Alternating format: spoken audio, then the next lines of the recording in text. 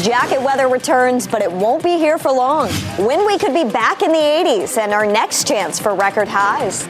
Travel nightmare. A WRAL reporter stuck in TSA lines for hours at Atlanta's airport arrives back at RDU. What he shares from his experience and how you can be better prepared for your flight. Raleigh apartment fire. People are out of their homes after flames burned through an apartment building. What we're learning about the cause and the history of fires at that complex. We are reverting back to a more winter-like chill across the triangle today with highs in the 50s. We have 47 degrees in Raleigh and all around. Is this what we call spring? Yeah. Good afternoon, everyone. I'm Renee Chu. And I'm Ken Smith. Let's get right to meteorologist Kat Campbell joining us now with how much longer we will need to keep our jackets and sweaters handy. Kat? I would say through this time tomorrow, and then you'll start to be able to lose those extra layers after that. 47 in the triangle, but it's only 43 right now in Roxborough, 49 degrees in Fayetteville, and 46 in Goldsboro. We are running about 30 degrees colder than we were at lunchtime yesterday. In just 24 hours, temperatures have dropped 30 to 35 degrees. Much cooler today thanks to our north wind wrapping around high pressure. But once high pressure moves offshore, we're going to see our wind direction shift, and that's going to quickly begin to warm things back up as we get into tomorrow and the end of the work week. We're going to be right back in the mid 80s. You know what people say, if you don't like the weather, just give it a day. For tonight, though, there could be some patchy frost. Cloud cover may prevent a lot of that, but just a heads up, if you have particularly sensitive plants, make sure to cover them up and, of course, bring your pets inside. Lows dip into the mid 30s tonight, 33 in Lewisburg. We could get down to 32 in Rocky Mount. I'll have a closer look at the big warm up that will follow coming up. Kat, thank you. Now, breaking news from WRAL. Coverage you can count on.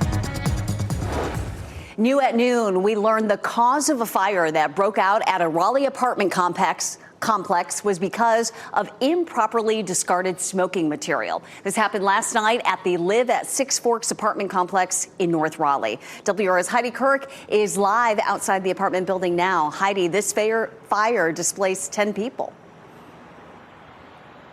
Well, and Renee, we've been talking to some of those people who've been coming back to this apartment complex this morning, really taking in the extent of the damage in the daylight for the very first time. I'm going to step out of the way and show you what it looks like here this morning. It's rather quiet. All of those fire crews that we saw here last night have left the scene now that it is completely out here, but you can really see just how much damage that building sustained. Now go ahead and take a look at your screens. You're going to see video captured by someone who lives nearby showing the fire engulfing both stories of the building. Now, those 10 people who were displaced are now working with the Red Cross on their next steps, trying to find them a place to go. Now, the Raleigh Fire Department responded here in less than 5 minutes last night, getting that fire under control. But we've also covered other fires here at this exact apartment complex before. Now, the most recent one was in October of 2022, another one in July of 2008. We are, of course, looking into both of those fires, exactly into what happened there. We're also looking into past inspection reports, and we found a failure as recently as February in a sprinkler testing maintenance issue. And of course, this is something we're going to be digging into, and we'll have updates for you in our later newscast. We're also working to connect with those 10 people who were displaced and hopefully tell their stories, as we know this is such a challenging time. Heidi Kirk, WRAL News, live in Raleigh. And I'm Laura Levine here in the WRAL Live Center. We are following Coach Bill Belichick's press conference as we're really kicking off the spring season here. Our reporters are inside that press conference right now following the latest. But this comes, of course, at a time when many college football programs are really looking to get older and bringing in older people. UNC going against the grain right now with a brand new roster of younger people. WRAL's Sean Gallagher, he asked Bill Belichick several questions, including how is he really looking forward to this year and how is he feeling knowing that the attention is shifting elsewhere? We talked about the excitement this year, obviously a lot of attention going into year two, but at least for this week, how does it feel to not be the most talked about coach on campus? Yeah, I'm really just, again, focused on what we have to do and our team, try to prepare our team as well as I can to have a good productive day today and build on that tomorrow and practice again on Thursday. Again, this is the New at noon surveillance video obtained by NBC News shows the chilling moments an Air Canada regional jet slammed into a fire truck at New York's LaGuardia Airport. NBC's Sam Brock shares what's next in the investigation. This new video shows an Air Canada jet on a collision course with a fire truck on the ground. The impact leading to an explosion of debris. All I heard was a screeching, him trying to brake to slow down or prevent the collision. And then after the break, you just heard the loudest boom, and we all just jolted forward out of our seats. One crew member jolted out of the plane. A flight attendant, identified by her daughter to a Canadian TV station as Solange Tremblay, was found by emergency responders outside the aircraft, still strapped into her jump seat. Tremblay's daughter saying she has a broken leg. While we're learning more about those who did not survive the crash, the jet's pilot and co-pilot. These were two young men at the start of their careers, so it's an absolute tragedy. The pilot, widely identified in Canadian media as Antoine Foray. More than 40 people, or over half the plane, had to be hospitalized as passengers recall the terrifying ordeal. These images captured by college senior Jack Cabot. Describe the moment of impact. It was utter terror. It felt very surreal. It felt like there was people crying, there was people bleeding. The whole front of the plane had been ripped apart. Investigators now looking at the plane's black boxes. We have a lot of data right now, a lot of information, including information on tower staffing. But the NTSB deals in facts. The early investigation is likely to focus on communication from air traffic control, clearing the fire truck to proceed onto the runway before quickly reversing course. Stop. And a short while later, a crushing conversation. We were dealing with an emergency earlier. No, man, you did the best you could. In the aftermath, Cabot, who was returning from spring break to school, says he's just happy to be alive. There's certainly a sense of we're all in this together and we're all going to try to get off this plane together. And that was Sam Brock reporting. Well, today the U.S. Supreme Court is hearing arguments over a policy that limited access to asylum at the southern border. Federal law requires migrants to be processed at a port of entry if they claim to be leaving persecution. But the policy known as metering allowed agents to turn migrants away before they reached U.S. soil. Former President Joe Biden ended the Obama-era policy, and the Trump administration has not said if it plans to bring it back. A new bipartisan bill aims to ban some betting with prediction market exchanges that could impact U.S. platforms for Kalshi and Polymarket. The Prediction Markets Our Gambling Act was introduced by Democratic Senator Adam Schiff and Republican Senator John Curtis. It would prohibit any entity registered with the Commodity Futures Trading Commission from listing anything that resembles sports betting. Both Kalshi and Polymarket introduced new guardrails and tools to prevent insider trading and market manipulation. Sports betting is the topic of our most recent WRAL documentary.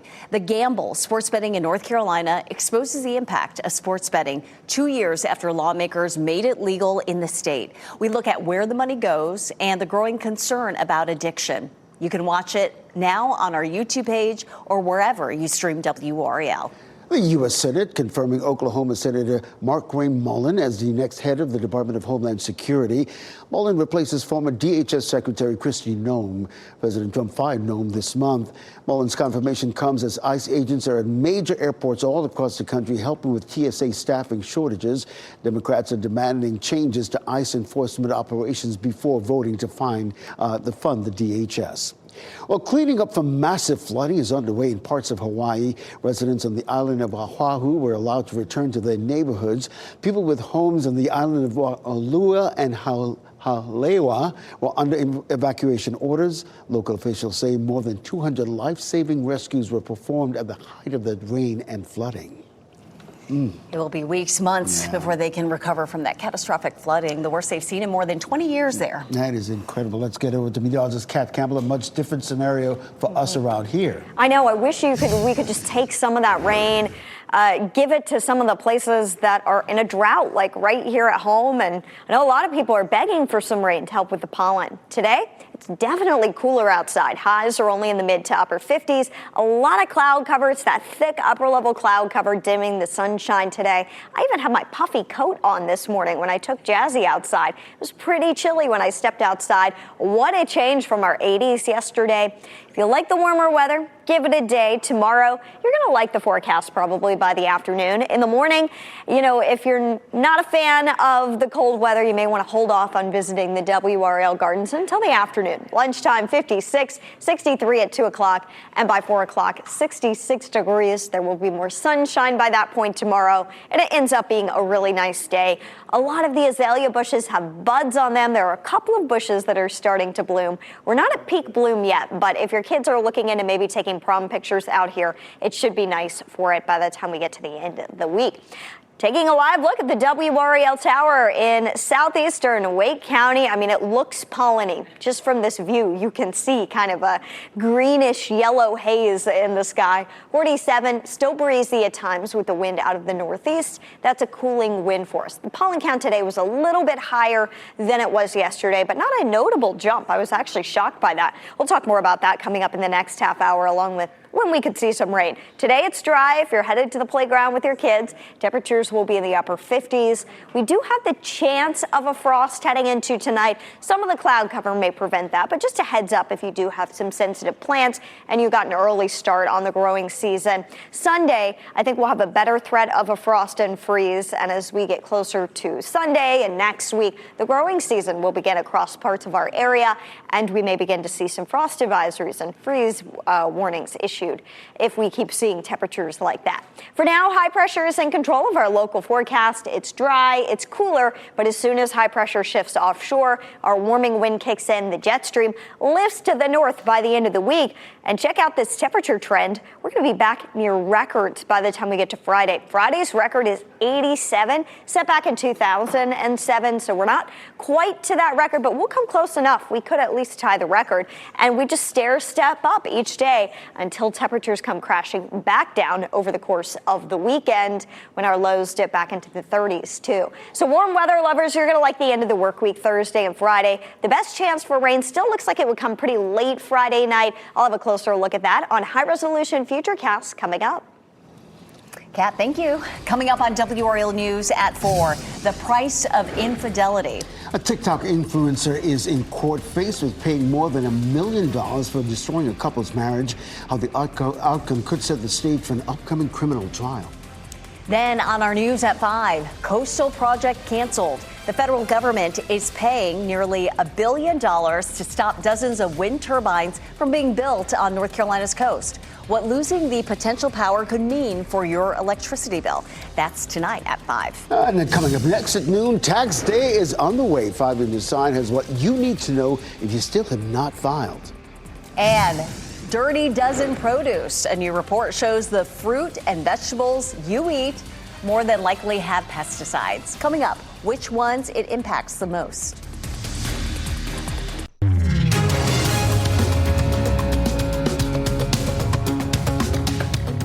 There are just 3 weeks left to file your taxes. This year, there are several changes that impact how much money you might get back. And WRAL's 5 on Your Side is partnering with North Carolina Society of Enrolled Agents for a 3-hour callback, free advice bank from licensed tax professionals. 5 on Your Side's Alex Littlehills explains there are new questions they're expecting to answer tonight.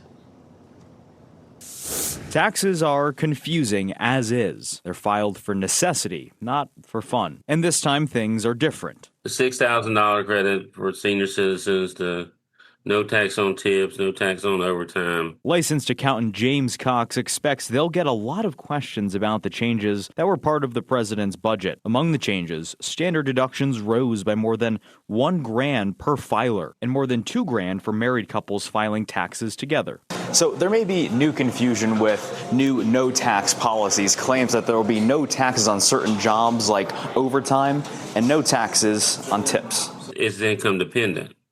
You know, if you make a lot of money, you're going to pay more tax on your tips. Beyond that, though, there are new deductions that you may be able to claim. For instance, deductions on car loan interest payments let you deduct up to $10,000 on your taxes this year. But there's a big caveat. The cars need to have been assembled here in the United States. Alex Littlehales, 5 on your side. Well, WRAL's Tax Pros on Call event is tonight from 4 to 7. The number's right there, 919-234-5007.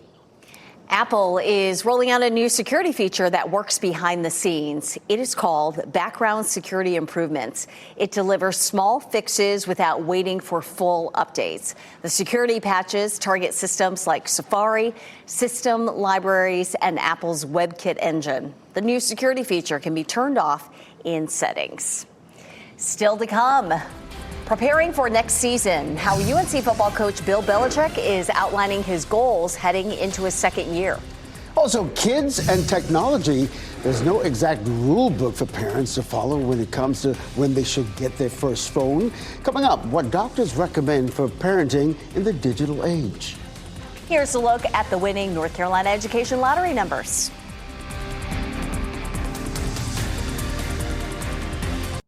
Shot in 4K ultra high definition. Your number one source for local news. WRAL News. Coverage you can count on. A familiar face stepping back into the spotlight. UNC head football coach Bill Belichick opening his first press briefing of the spring today, kicking off year 2 of him being at the helm of the Tar Heels. All eyes are on how this team will improve from last year. WRAL's Sean Gallagher is on campus. And Sean, excitement is just as high for year 2 of the Belichick era at UNC.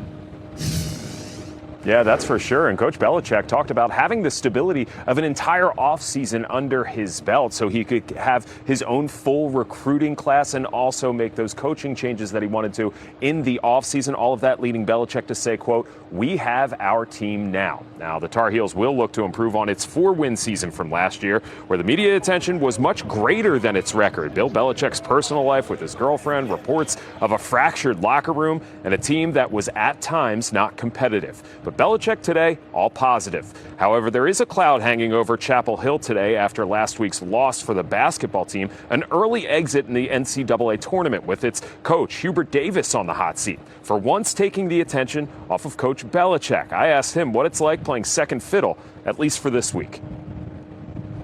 We talked about the excitement this year, obviously a lot of attention going into year 2, but at least for this week, how does it feel to not be the most talked about coach on campus? Yeah, I'm really just, again, focused on what we have to do and our team, trying to prepare our team as well as I can to have a good, productive day today and build on that tomorrow and practice again on Thursday. And for all the positives that Coach Belichick talked about today, I asked him what is the ceiling for this team's success? And in a way that maybe only Bill Belichick can answer a question like that, he said their eyes are on short-term goals, stacking successful practice days and any mistakes they make, improving on them so that they can be better a week or 2 from now. On Chapel Hill's or on UNC's campus, Sean Gallagher, WRAL News. Meanwhile, the future of UNC men's basketball coach Hubert Davis with the program is up in the air. Meetings between Davis and players that were planned for today are postponed. This comes after a disappointing season for the Tar Heels, ended with a loss in the first round of the NCAA tournament. Davis succeeded Roy Williams as UNC's head coach 5 years ago, and he still has 4 years left on his contract. Other than a run to the NCAA title game in 2022, his tenure has been marred by mediocrity. Fans we talked to say it is time to move on. I think it should be going to an end, if we're being honest. He's had all the opportunities. He has a history of choking, 19-point lead to an inferior team. Hubert Davis, you got to go, man.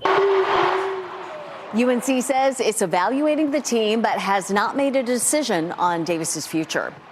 Duke's championship run is still alive. They are now in the Sweet 16. The Blue Devils take on St. John's on Friday night at Capital One Arena in Washington, D.C. The WRAL sports team will be there. Well, UNC women's Sweet 16 matchup is now set. The Tar Heels will be taking on the defending champions UConn Huskies. The undefeated Huskies advanced to the Sweet 16 last night with a 98-45 drubbing of Syracuse. The Tar Heels will look to put a stop to that streak in Texas Friday. Tip-off of that game is 5 in the evening. Happening today, NC State football hosting its Pro Day. The team's top NFL prospects will get a chance to showcase themselves ahead of the NFL Draft. The NFL Draft starts on April 23rd. And I'm Laura Levine here in the WRAL Live Center right now. Senators, as you're looking live here, are discussing a proposal now to end the Homeland Security budget stalemate by funding much of the department, including the TSA workers who have been going without pay, but also excluding ICE's enforcement and removal operations that has really been the core of this debate and dispute. So this potential breakthrough actually came after a group of Republican senators headed to the White House last night to meet with President Trump. NBC News saying that sources close to those senators said that they expected to negotiate through the night, really hammering out details to present written proposals here today during their weekly lunch caucuses. So Senate Majority Leader John Toon saying, all I can say is that the discussion have been very positive and productive and hopefully headed in the right direction. We'll continue to follow this. Laura, thank you. A flight operated by American Airlines had to return to RDU after a reported odor on board. A WRAL viewer sent us pictures and video of the plane as it returned. A spokesperson for RDU says the plane landed safely around 8:30 last night. That was shortly after it had taken off for Philadelphia. RDU Fire and Rescue brought the passengers back to the terminal. Nobody was hurt. Now, this did not affect normal RDU operations. The Cumberland County Sheriff's Office is warning people about a scam robbery happening on Facebook Marketplace. It's happening in the Everett Acres area of Lake Upchurch Drive in Parkton. Detectives received reports of a person advertising air conditioning units for sale. When buyers meet up, the suspect approaches the victim with a gun and demands money. As of now, up to $6,000 has been taken. If you have any information or know anyone who could have been targeted, you can contact the Cumberland County Sheriff's Office. Today, the town of Garner hosting a workshop about improving transportation. The workshop will be held at the Garner Recreation Center on West Main Street at 3 o'clock this afternoon. It'll run until 7 p.m. There will be an update on future transportation improvements, such as work on roads, sidewalks, bike lanes, and public transit. Parenting in the digital age. Next, what doctors recommend to help prevent problematic media use among your kids. And AI resume backlash. A new report shows it is doing more harm than good for job seekers. Why experts argue it's not helpful when trying to get a new role. Stay in the know and take WRAL with you on the go. Make sure to download the latest version of the WRAL News app. You know, acknowledging the challenges that can come with raising kids. Many child development and psychology experts say most parents are doing the best they can with the resources they have. Truly, we're just trying to figure it out in a world where technology is everywhere. Doctors say there are strategies that parents can use to help kids create a healthy relationship with tech. Kevin Uretsky shares the recommendations. In life, there's no exact rule book for parents to follow. Parenting is hard. It always has been. But in the ever-evolving digital age, parents are having to deal with challenges today that parents of previous generations did not. And with previous research revealing excessive social media use and screen time can have negative mental health effects on children and teens, Dr. David Kane of Texas A&M University says parents must strike a balance, and the first step is taking charge. They have to be the ones that establish the rules, set the limits, and impose the consequences for their children. They have to focus on what is going to lead to success and happiness for their children in the long term. Dr. Kane recommends limiting kids' screen time to no more than 2 hours a day. This means that parents are going to have to take an active role in helping their children figure out a way to fill the void. This means they have to get them involved in group activities like organized sports and hobbies. And they have to develop a social network of other parents who value in-person socialization and who are raising their children using similar approaches within their families. But while making the dinner table and bedrooms tech-free zones can help boost conversation and limit distractions to improve sleep, Dr. King advises parents to wait as long as they can before giving their child a cell phone. They should not give their child a smartphone until they're at least 16 years old. We are still holding out for my 11-year-old. I just asked her about that, too. Yeah, but it's hard. So there are so many others who already have a phone. Doctors say if parents need to give their child a cell phone before they are 16 years old, it should be an old-school device which can only send and receive calls and text messages. Very good advice. Very good advice. Well, positive for pesticides. A new report found it could be in more fruit and vegetables than you think. Next, which ones are impacted and the one that ranks at the top. Millions in federal dollars. FEMA is reopening several canceled disaster prevention projects. When states could see the money. A new report shows produce like spinach, grapes, and strawberries carry high levels of potentially harmful pesticide residues. That's according to this year's Dirty Dozen report from the health advocacy organization Environmental Working Group. The group says spinach took the top spot. Nectarines, peaches, cherries, apples, blackberries, pears, potatoes, and blueberries also made the list. The report also found over 60% of all Dirty Dozen samples contain pesticides that are also forever chemicals called PFAS. A new report found using artificial intelligence for your resume may actually hurt your job prospects. That's according to a new survey of hiring managers by the HR consulting firm Robert Half. Respondents say a growing number of job seekers are submitting AI-optimized resumes that either fabricate or embellish their experience. They then have to spend extra time verifying the candidate's actual qualifications. Walmart is rolling out digital price labels. The retailer says the tags will help associates do their jobs better.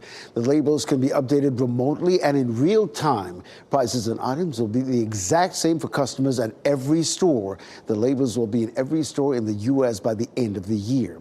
Well, Toyota plans to invest $1 billion at 2 plants here in the U.S. The automaker says 80% of the money will be spent in Kentucky. Another $200 million will boost plants in Indiana to create more space to build Toyota's Grand Highlander sport utility vehicle. The automaker says this investment is part of a bigger pledge to invest up to $10 billion in U.S. plants over the next 5 years. Toyota is the world's top-selling car maker. Well, the company also previously expanded here in North Carolina. If you recall, the factory in Liberty produces batteries for hybrid electric, fully electric, and plug-in hybrid vehicles. It opened back in November. FEMA is reopening several cancer disaster prevention projects across the country, including right here in North Carolina. But the timeline for when states could see millions in federal dollars is still unclear. The Building Resilient Infrastructure and Communities, or BRIC grant program, was canceled last year. North Carolina was one of the 20 states that sued to get the money back. A judge ordered FEMA to reinstate the program. The funding would fix water infrastructure in Hillsborough that was damaged after Tropical Storm Chantal last summer. In Fayetteville, crucial bridges susceptible to flooding have yet to be replaced. Mayor Mitch Colvin says the city is still waiting for the federal funds approved years ago to prevent bridge damage. We're hoping that we can get some resolution to this and the funds will flow in. An NC Emergency Management spokesperson told WRAL that there is no timeline on the expected restart for the BRIC funding. No reported damage this morning, Ken, after a 2.7 magnitude earthquake hit western North Carolina. Yeah, the U.S. Geological Service says it happened around 8 o'clock last night near the county line between Macon and Jackson counties. Some people reported feeling it as far away as Franklin, which is in the westernmost part of our state. I didn't need the calendar to let me know that it's springtime and the pollen is everywhere. I can feel it in my sinuses. Let's get over to meteorologist Kat Campbell in the WRAL Severe Weather Center tracking it all for us. I mean, really, when you look outside, first thing in the morning, I looked on my deck and, I'm going like this and it looks like a little dusting of snow out there from the right angle and the right lighting first thing in the morning. It's not. It is pine pollen. That's the stuff that coats everything.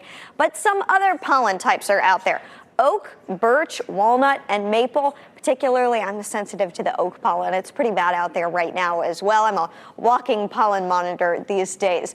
Tree pollen can only be helped with some rain. And unfortunately, I just don't have good news here. We're not looking at very much rain within the next 5 days. I mean, we're talking As we wrap things up, here's a look at a few of the headlines we are following today. Yeah, new today, investigators say improperly discarded smoking materials caused a fire at a Raleigh apartment complex. This was the scene of the Live at Six Forks in North Raleigh, where WRAL has covered several fires. 10 people are displaced. The Red Cross is helping them. But WRAL is learning about the apartment's history of fires coming up in a news starting at 4. UNC is kicking off the second year under head coach Bill Belichick with a new offensive coordinator and quarterbacks plus a young roster. Of course, they're looking to improve on last year's disappointing 4-8 season. The team hit the field for the first spring practice of the season. Before that, Belichick took questions from the local media for the first time since last year's regular season finale. Hear from him tonight on WRAL's Evening News. Rockingham and Guilford counties just finished hand recounts in a tight Republican primary between State Senate Leader Phil Berger and Rockingham County Sheriff Sam Page. Page led by 23 votes after an initial machine recount last week. The hand recounts today yielded no changes in that margin. The race is not over yet, though. Berger is also challenging the ballots of about 13 voters. Those will receive hearings in the coming weeks. Julia Golden from Moore County had another chance to shine last night on the stage of NBC's The Voice.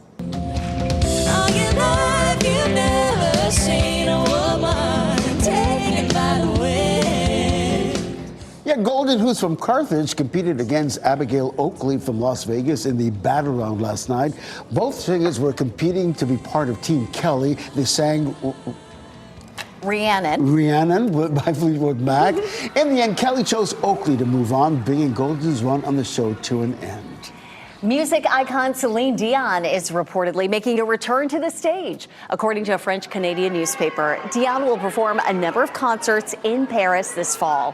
The singer is set to perform 2 concerts each week in September and October. And you may remember several years ago, Dion stepped back from singing after she was diagnosed with a rare neurological disorder called stiff person syndrome. And she made an amazing comeback during the Summer Games in Paris in 2024 when she sang. Dion, Paris in the fall? Sign me up. So we're getting our first look at Dwayne Johnson back as Maui in the new live-action film Moana. He originally voiced the demigod in the 2016 animated hit. Newcomer Catherine Lagaia steps into the lead role as Moana, the teen who sets out to save her island home. Other cast members include John Tooley as Moana's father, Frankie Adams as Moana's mother, and Reno Owen as Moana's grandmother. The film hits theaters in July. Here's today's pet of the day. This is Benji. He's a 17-year-old senior beagle. He's full of personality, never turns down a belly rub. He is active for a senior and curious about everything. If you'd like to meet him, contact trybeagles.org.